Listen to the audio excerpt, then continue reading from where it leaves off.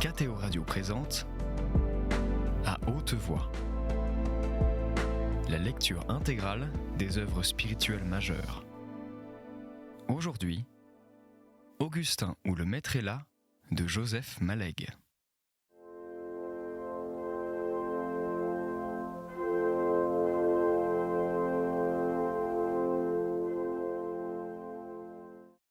Monsieur le curé cherche quelque chose ?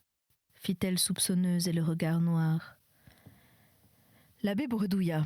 Non, et se recoiffa. Ses yeux reprirent vie. Il redescendit calmement. Pendant la nuit, 2 intuitions visitèrent Augustin dans la tiédeur de son lit. L'une se reliait, il ne savait par quel filet ni quel canot souterrain, au couvent des Clarisses et à la grande phrase sur l'homme que sa mère console. Peut-être, s'il avait cherché, eût-il trouvé le plan des canaux, trop fatigué pour cela. Au surplus, l'important était l'intuition et non ses sources. Il était faux que pour le conquérir, Dieu lui eût tendu en appât son malheureux amour, comme il avait eu la sottise de le croire. Pour s'emparer du morceau de sucre dont une vieille dame les tente, les petits chiens sautent en l'air et se dépassent eux-mêmes. Mais c'est une psychologie de vieille dame et de petits chiens. Telle fut la première intuition. La seconde naquit en d'autres cantons de sa solitude. Tout finissait par se savoir. Tout se savait. L'homme qui était venu ce soir, dont la discrétion le bouleversait encore, cet homme avait su. Madame Desgraisses des Sablons aussi avait su. Tous deux n'avaient pas su la même chose, mais tous deux avaient su. Ce qu'elle avait dû savoir, c'était la raison pour laquelle il était resté étendu dans sa chambre obscure, au volet clos. Tout se sait. Les gens parlent. Alors, ce qu'elle avait écrit se comprenait. Ce qu'elle avait dû écrire d'elle-même et sans le dire à Anne était bien.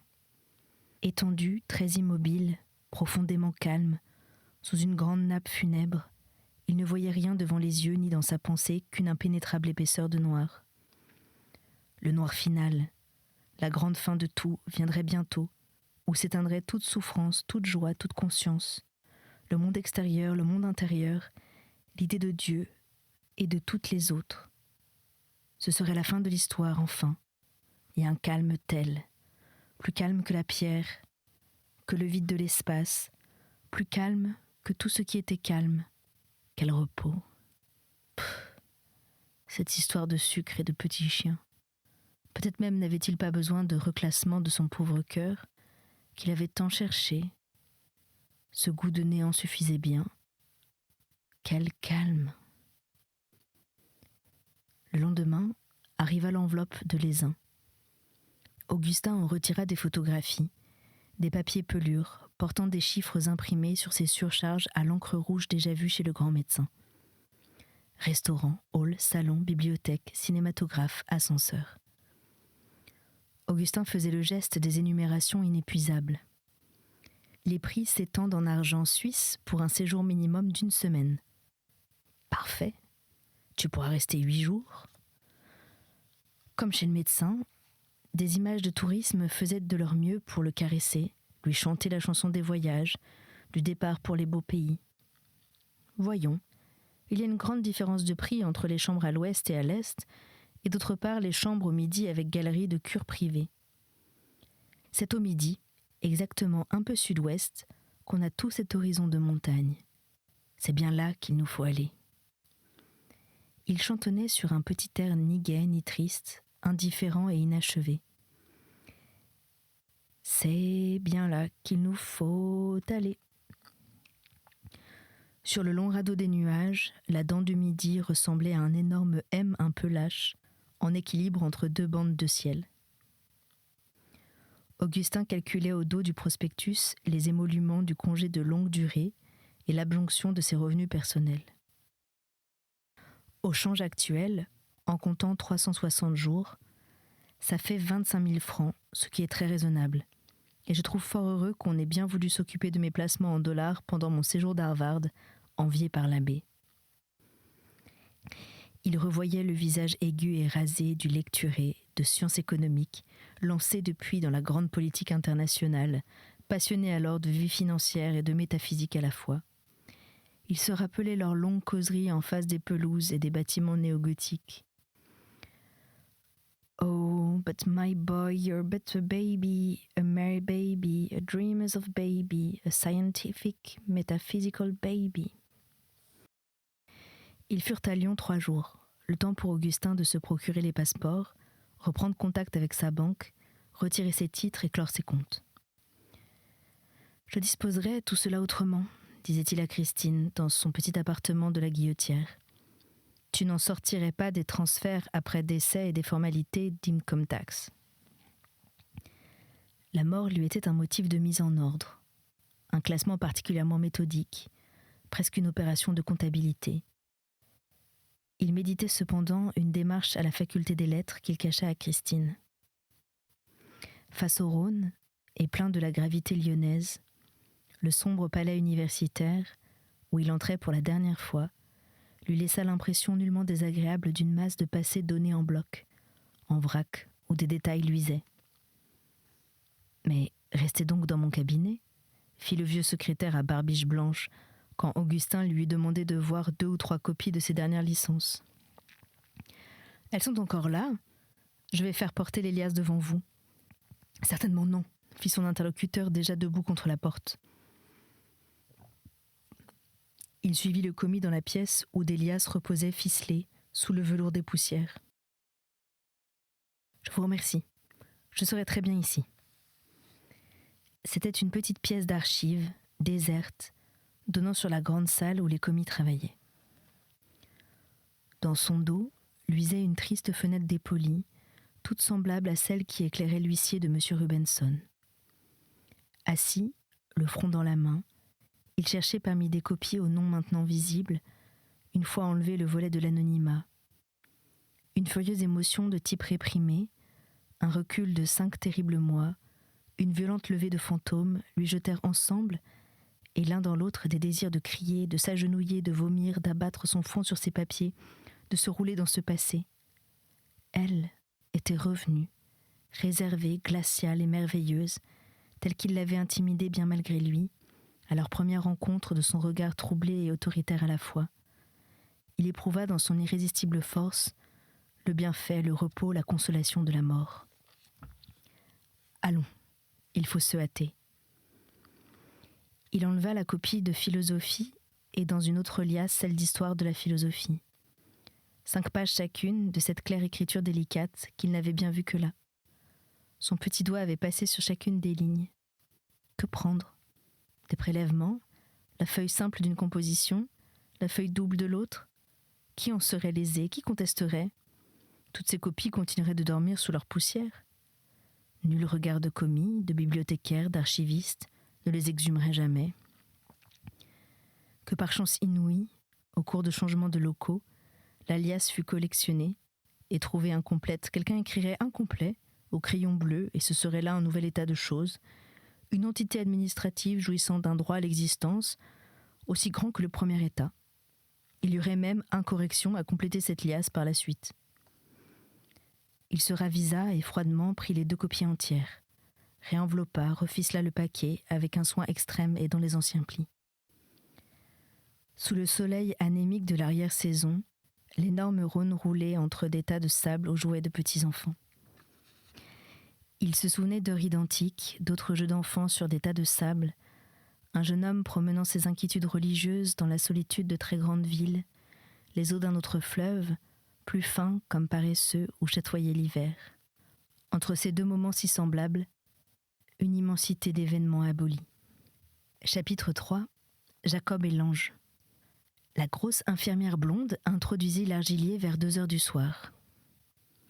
Augustin dut déblayer les traits nouveaux, la soutane, le chapeau de curé, le ruban des décorations militaires, pour retrouver l'essentiel du visage d'autrefois. Sous un gris de cheveux trop récent pour n'être pas transparent, l'ancienne nuance blonde de lin s'apercevait encore.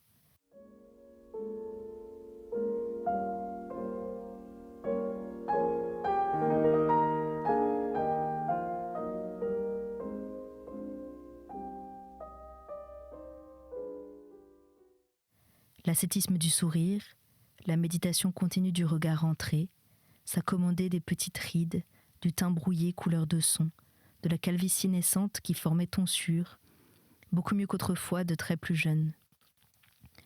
Ce visage avait enfin conquis sa forme. « C'est bien lui, dit Augustin, d'un ton de familiarité gaie. Tout cependant n'était pas joie ni fraîcheur d'un passé retrouvé.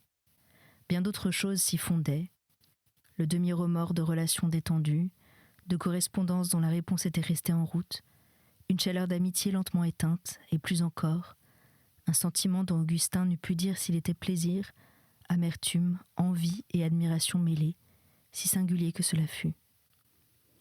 L'argilier approchait son visage si près qu'Augustin comprit subitement qu'il allait l'embrasser. L'émotion le gêna au lieu de l'aider. Il hésita pour les premiers mots qui furent plaisantins, ou banalement lyriques, ou non moins banalement extraits des guides bleus. « Cela me paraît drôle de t'appeler mon révérend père. As-tu aisément trouvé le sanatorium ? Tu es venu par Sillon, Martigny, Aigle ? As-tu remarqué au sortir du funiculaire tous ces cubes blancs de sanatorium, non pas verticaux mais penchés en arrière, pour un baiser d'extase au soleil ? Simple effet d'optique. C'est le voyage en funiculaire qui les renverse, non l'extase. » Puis le sujet changea.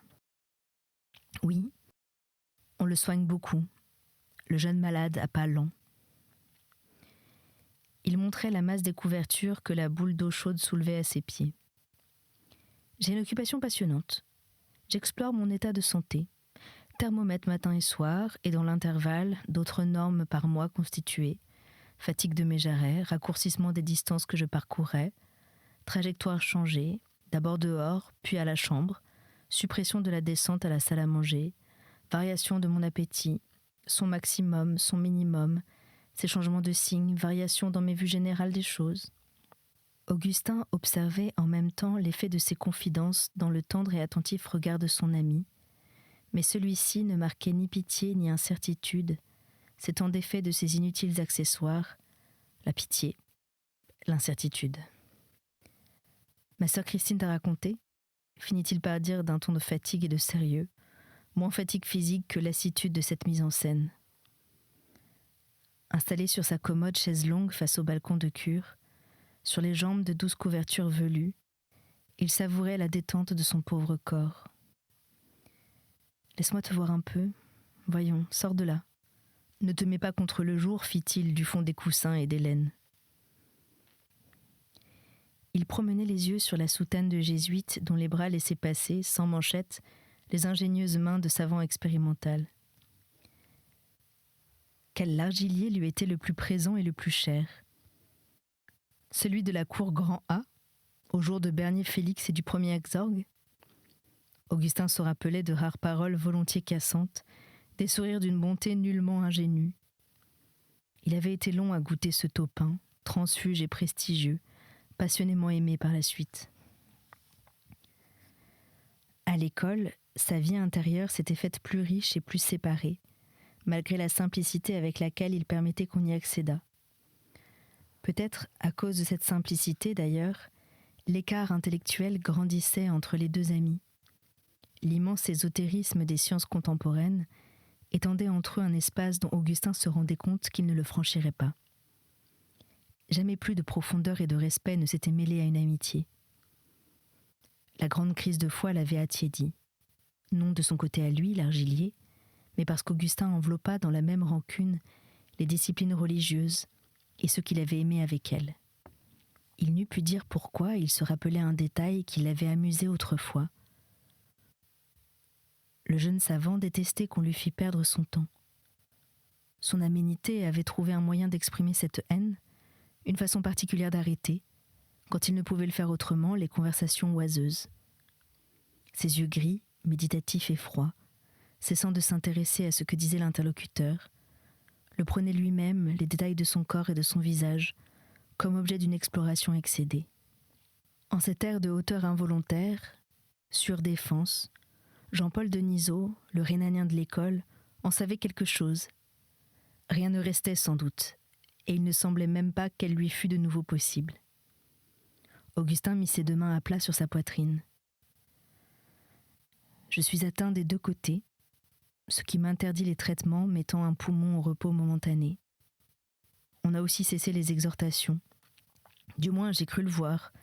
Mon moral essentiel, ma collaboration indispensable, on ne me guérirait pas sans moi. Bref, tous les coups de fouet. D'ailleurs, mes hauts, mes bas, ma collaboration, mon moral. Et il observait de nouveau quel effet lui faisaient ces paroles. L'Argilier avait déjà vu le médecin, son pronostic sonnait encore dans ses oreilles. Que voulez-vous ?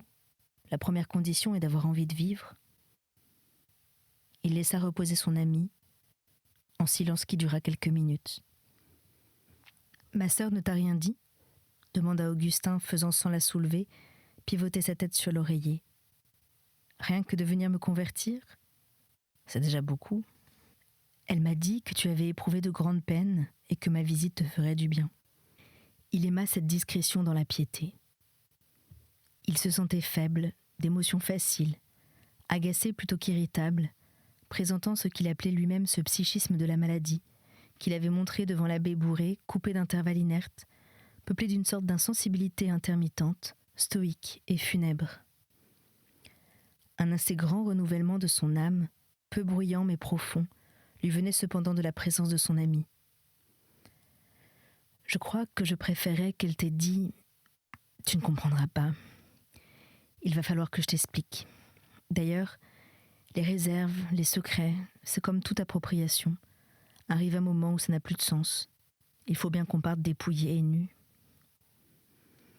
L'Argilier, dans ses phrases hachées, de sens obscur, de valeur sentimentale assez claire, vit ce qu'il fallait y voir, les approches et les hésitations de grandes secousses émotives. Mais Augustin ne sentait qu'une chose. Il allait connaître de nouveau, comme déjà dans les confidences entrecoupées fournies à Christine, le bonheur de retrouver, tiède et neuf, de beaux filets de sang. Il allait revoir Anne exactement comme en ses songes, disparue de sa vie, devenue parcelle de l'imaginaire, dans la fraîche inatteignabilité de l'impossible. Cependant, il commençait mal, par pudeur de savoir où prendre. Ce n'est pas qu'à proprement parler, je souffre. J'ai des moments de fureur, d'autres d'insensibilité, plus souvent ces derniers.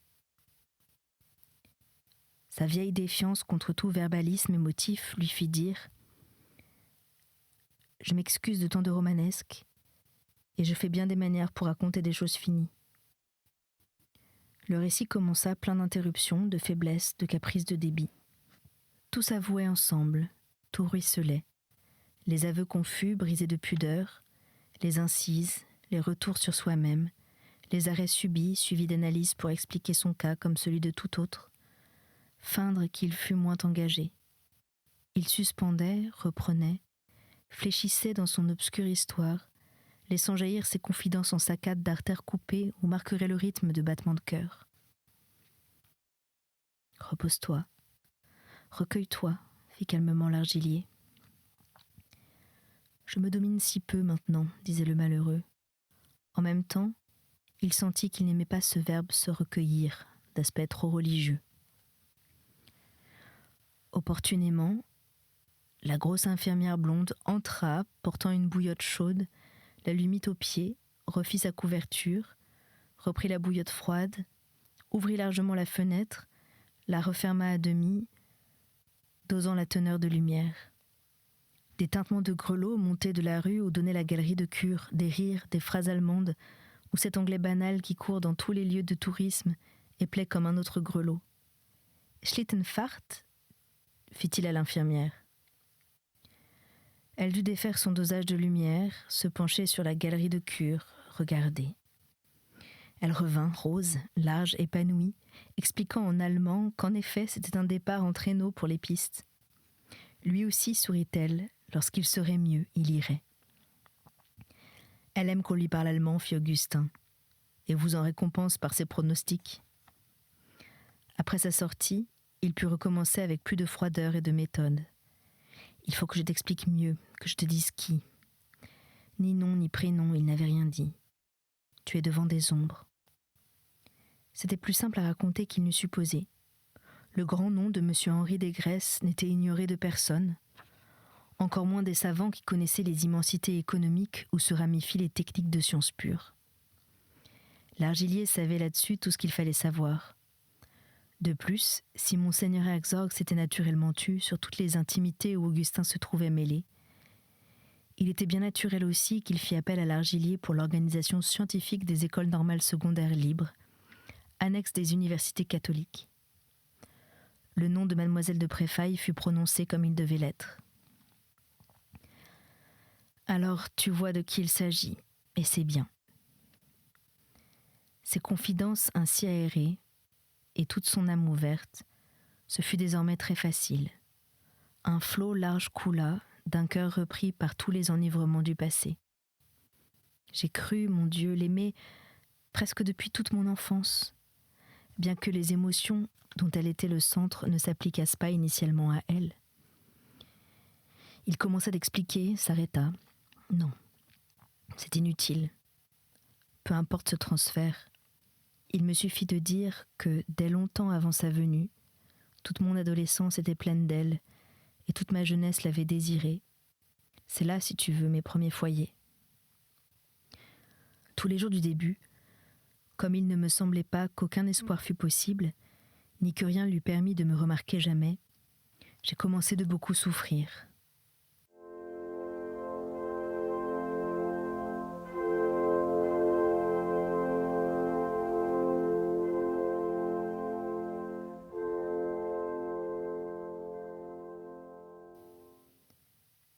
Ce m'est une grande peine de parler, non dans le sens de douleur, mais plutôt d'émotion, de fatigue émotive, d'une sorte de joie imbécile, tu comprends bien.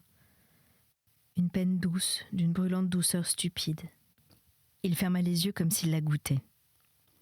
L'Argilier fit signe qu'il comprenait. Ces diversions hachées, ce commentaire auquel son ami s'attardait autour du plus déchirant et douloureux bonheur, était moins une confidence nouvelle qu'un relâchement dans ses confidences. Moins intime, il constituait une effraction moins sensible, une tension moindre de son cœur que le récit direct. Je l'ai vu ainsi, de telle manière, dans telle robe, j'ai tel jour senti son bras sur le mien, elle a eu tel geste, dit tel mot. C'était un palier, c'était un repos. D'ailleurs, Augustin reprit, dès que son calme fut revenu au niveau nécessaire. Ces temps de froideur et de souffrance, je les aime bien, et aussi les jours de sa toute petite adolescence. Ils ne m'ont pas déçu, ils ne m'ont pas trompé, ils ne m'ont rien promis. Glacialement étrangère, presque autant que maintenant.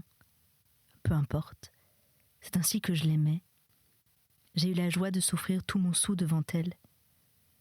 Les temps d'après ne comptent plus. Quelque chose d'eux semblait bien compter encore cependant, et bouillonner dans les aveux. Prié chez eux à plusieurs reprises, je l'ai revu, longtemps revu. Du reste, les plus violents moments furent tus. Il s'écarta des lieux enflammés où le sol brûlait encore et brûlerait jusqu'à la toute prochaine fin. Il frôla la nuit lunaire, le bouleversement des préaveux, tout ce fugitif ineffable. Il s'énervait cependant, il sifflait ses consonnes. Moi aussi j'ai lu le cantique des cantiques à genoux, la face tournée vers là-bas. L'Argilier vit lentement virer vers lui un visage blanchâtre et grimaçant, semblant compter le nombre de secondes après lequel il aurait le droit de ne plus se retenir, d'éclater en sanglots. « Ces souvenirs t'appartiennent » fit-il avec le même calme. Augustin s'arrêta, prit le temps de s'apaiser, ce qui fut long. Les mains se détendirent, la respiration se refit à peu près paisible. D'autres sujets voisins se présentèrent, qu'il prit provisoirement. L'émotion, de toi à moi, ça m'est égal, mon vieux. Ne te rappelles-tu pas ? Et comme l'Argilier cherchait, je me souviens mieux que toi, lorsque tu m'as vu frotter mes yeux rouges à 4 heures du matin en turne de seconde année, sur des extraits du brave Holzmann. Est-ce moi qui ai dit cela ? C'est moi, mais parce que tu l'avais dit le premier dans d'autres circonstances, quand j'ai lu ton carnet. As-tu oublié ? Chaud encore de ses confidences, il prenait plaisir à gêner l'Argilier, comme une sorte de rançon. Et moi qui me serais fait volontiers jésuite pour continuer de vivre avec toi. Je me souviens, fit l'Argilier avec un sourire tout simple. Augustin retomba dans l'appui de ses oreillers. Ces souvenirs m'appartiennent ? Ah, mon ami, je sais même plus à quoi je pense quand je pense à eux. Il fit le geste de palper de la fumée, reprenant d'un ton de récit sans souci apparent que d'être clair. Le soir même, en rentrant dans la voiture qui nous ramenait, Monseigneur Herzog et moi, j'appris de lui que ce que j'appellerais ma candidature pouvait être agréé. On désirait m'étudier davantage. Je n'avais pas caché toutes les composantes de mes incertitudes. Ce mélange d'agnosticisme, d'inquiétude métaphysique, ce goût de vie morale et l'attrait d'un Dieu inscrutable. On souhaitait néanmoins me connaître mieux. « Qu'est-ce que je lui aurais dit ?» fit-il rejetant les couvertures et s'appuyant sur le coude. « Oui ? Quoi ? Quelque chose comme ça. Que la critique de la critique a beau effondrer la critique, elle ne nous rend pas à l'état initial. Que je restais éloigné du catholicisme, non par conviction inverse, mais par habitude de m'en passer, par goût de parler positif. Comme un enfant enlevé au sien trop jeune. Ma comparaison n'est pas là très exacte. Ne les déteste pas, ne les rejette pas, les oublie simplement. J'aurais terminé par l'aveu, mais tout cela était avant. Il commença 2 ou 3 coups d'un triste et âcre rire en se rejetant sur ses oreillers. Je n'en parle pas assez doucement, avec la gratitude qu'il faut. Le grelot des traîneaux s'était tu, le cou et la tête abandonnés en arrière, dans un traversin mou qui épousait sa nuque. Augustin semblait écouter une extraordinaire absence de vie qui pénétrait le sanatorium et la rue. Le relief des rares bruits s'enchâssait dans une immense ouate inerte. Quand prit fin le mutisme nécessaire, l'Argilier le vit tourner vers lui son sourire livide. C'est là que je me relie à toi. C'était À Haute Voix, une émission de KTO Radio. Aujourd'hui, Augustin ou le maître est là de Joseph Malègue. Lecture, Anne-Céline Pellarini. Captation et réalisation, Aymeric Plouminec et Thibaut Dagalier. Une émission disponible en podcast sur ktoradio.com et sur l'application KTO Radio.